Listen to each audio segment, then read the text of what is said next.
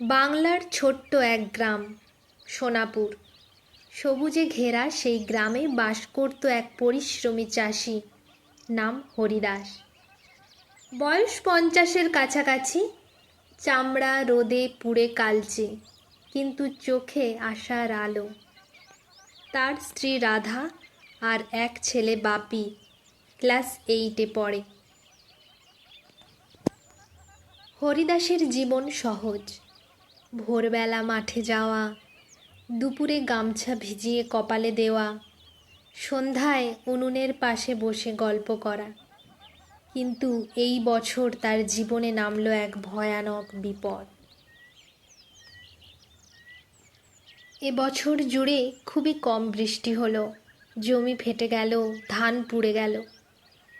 হরিদাসের মনে ভয় হলো, ঋণ শোধ হবে না, সংসারও চলবে না। একদিন বাজারে গিয়ে সে দেখল অন্য চাষিরাও কষ্টে আছে। একজন বলল, এবার আর ধান হবে না হরিদাস, কৃষি শেষ।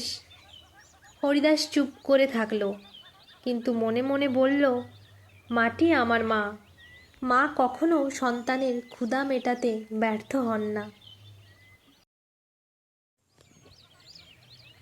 পরদিন সে কৃষি অফিসে যায়। কৃষি আধিকারিক তাকে শেখালেন, বৃষ্টি না হলেও ড্রিপ ইরিগেশন বা নলকূপের জল দিয়ে টমেটো, লাউ, মরিচ চাষ করা যায়।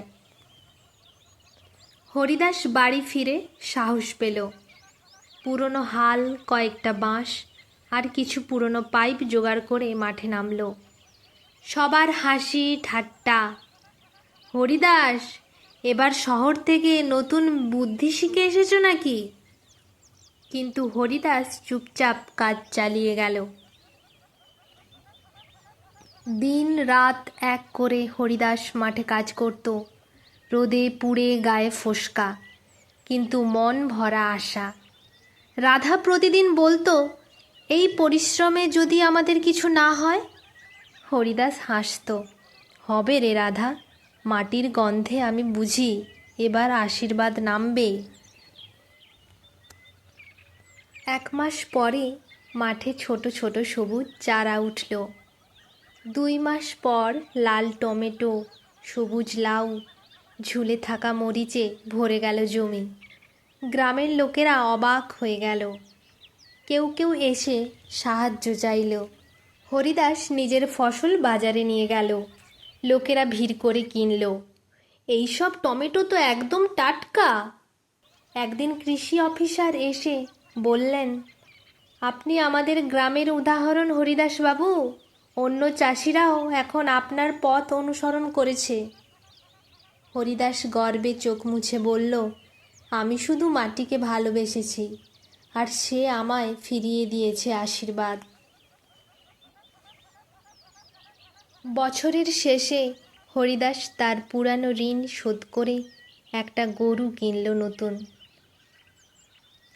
রাতে উঠোনে বসে ছেলে বাপিকে বলল, দেখিস, কৃষকের শক্তি তার ধৈর্য। বৃষ্টি না হলে মানুষকেই আকাশ হতে হয়, মাটিতে জল ঢেলে দিতে হয়। বাপি বাবার কোলে মাথা রেখে বলল, আমি বড় হয়ে তোমার মতোই চাষি হব বাবা। নতুন কিছু শিখব, কিন্তু মাটিকে ছাড়ব না। চাঁদের আলোয় মাঠ ঝলমল করছে, টমেটো লাল হয়ে জ্বলছে। হরিদাস আকাশের দিকে তাকিয়ে ধীরে ধীরে বলল, ধন্য এই মাটি, ধন্য এই জীবন।